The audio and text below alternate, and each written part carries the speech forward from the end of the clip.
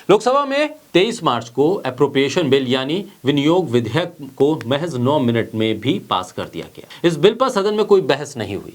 इस बिल के पास होने के साथ ही केंद्र सरकार का अगले वित्तीय वर्ष के लिए 45 लाख करोड़ रुपए खर्च करने का रास्ता साफ हो गया। इस दौरान सदन की कार्रवाई शोरगुल के बीच जारी रही। सदन में प्रधानमंत्री नरेंद्र मोदी, रक्षा मंत्री राजनाथ सिंह और दूसरे मंत्री मौजूद रहे। लोकसभा की कार्रवाई के दौरान विपक्षी दलों के नेता अडानी के मुद्दे पर सरकार को घेर रहे थे। अडानी हिंडनबर्ग के मामले पर जेपीसी की मांग कर रहे हैं। संसद भवन में ऐसा नजारा थोड़ा कम ही देखने को मिलता है जब बिल बहुत कम वक्त में ही पास हो जाए। ऐसा ही कुछ हुआ गुरुवार को लोकसभा में मात्र 9 मिनट में एप्रोप्रिएशन बिल पास हो गया। इस बिल के पास होने से सरकार को अगले वित्त वर्ष के लिए 45 लाख करोड़ रुपए की मंजूरी मिल गई। सबसे चौंकाने वाली बात यह थी कि जिस सदन में सरकार और विपक्ष के विवाद के चलते सदन नहीं चल पा रहा था, उसी सदन में यह बिल बिना किसी बहस के ध्वनिमत से पास हो गया। ऐसे में सवाल यह है कि क्या इस बिल पर बहस करना जरूरी नहीं था और सरकार अगर चाहती तो सदन को सुचारू रूप से चलाकर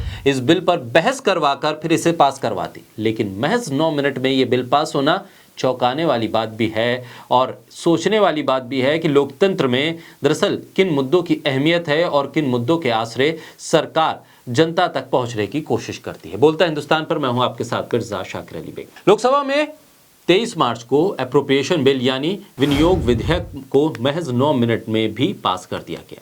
इस बिल पर सदन में कोई बहस नहीं हुई। इस बिल के पास होने के साथ ही केंद्र सरकार का अगले वित्तीय वर्ष के लिए 45 लाख करोड़ रुपए खर्च करने का रास्ता साफ हो गया।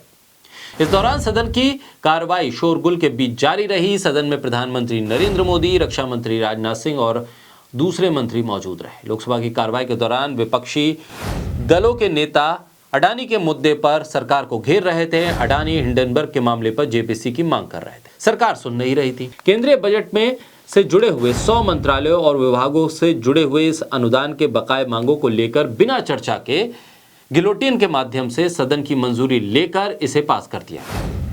इसे सदन की ध्वनिमत से मंजूर कार्रवाई के दौरान पाया गया।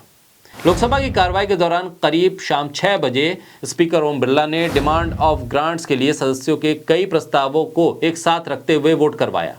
इन सभी को ध्वनिमत से नकार दिया गया। विपक्षी दलों के नेताओं ने फाइनेंस बिल को इस तरह से पेश किए जाने का विरोध किया। बजट के मुताबिक वित्त वर्ष 2023-24 के लिए 45 लाख करोड़ रुपए खर्च किए जाएंगे। वित्त वर्ष 2022-23 के लिए ये खर्च 41 लाख करोड़ था, जो 2021 और 22 में 3.9 लाख करोड़ रुपए ज्यादा था। विनियोग विधेयक को एप्रोप्रिएशन बिल भी कहा जाता है। इस बिल के अंतर्गत केंद्र सरकार को भारत की संचित निधि यानी कि कंसोलिडेटेड फंड से राशि निकालने का अधिकार है। इस राशि का इस्तेमाल सरकार वित्त वर्ष के लिए होने वाले खर्चों को संभालने के लिए करती है। बजट पर चर्चा करने के बाद केंद्र सरकार की ओर से ग्रांट की मांग की जाती है। केंद्र सरकार को ग्रांट देने के लिए एप्रोप्रिएशन बिल पेश किया जाता है, जिस पर वोट होता है। इस बिल के पास होने पर सरकार को अपने योजनाओं और कामकाज के लिए सरकार को संचित निधि से रुपए निकालने का अधिकार मिल जाता है। लेकिन इतने महत्वपूर्ण बिल पर बिना चर्चा के 9 मिनट में इसे पास करा देना एक चिंता का प्रश्न भी है और सवाल भी खड़े करता है कि संसदीय परंपरा में क्या सरकार ध्वनि मत से इस तरह से बिल पास करवा ले तो वो जायज़ है। और ऐसे में विपक्ष की तरफ से अगर ये कहा जाए कि सदन में एक फाइनेंशियल बिल को इस तरह से पास कराना गलत है, तो सरकार सुनने को तैयार नहीं। और लोकसभा स्पीकर इतने शोरगुल में जो सदन नहीं चला पाते हैं, बार बार स्थगित करते हैं, वो इतने शोरगुल में इस बिल को ध्वनिमत से पास करार देते हैं। ऐसे में सवाल कई हैं। लोकतांत्रिक व्यवस्था में इस पर सवाल भी होने चाहिए और इस पर तमाम तर्कों के साथ बहस भी होनी चाहिए।